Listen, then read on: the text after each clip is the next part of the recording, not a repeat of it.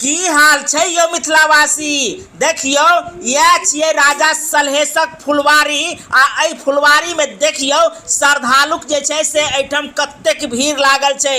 देखियो यह फूल देखऽ के लेल भारत आ नेपाल के कोना कोना से श्रद्धालु सब पहुँचल छथि। बता दी जे ई जे अपने फूल देख रहल छियै यह वो फूल छियै जे साल में एक बेर फुलाय छै, जेकरा देखऽ के लेल श्रद्धालु सब एक साल तक इंतजार करै छथि। तकर बाद जे छै से अजुके दिन एहिठाम ई फूल देखाई पड़ै छै। यानी एहि फुलवारी में जे छै से राजा सलहेशक गह्वर छै।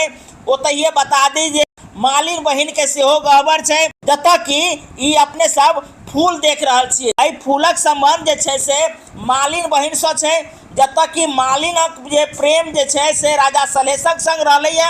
ओहि प्रेम गाथा के देखऽ के लेल एतऽ देखियो कतेक लोग सब पहुँचल छथि। ई फुलवारी जे अपने सब देख रहल छियै ई फुलवारी नेपाल के लहान में छै, जतऽ कि हरेक वर्ष एतेक भीड़ लगे छै। देखियो कतेक सुंदर जे छै से एहि पेड़ में फूल निकलैया।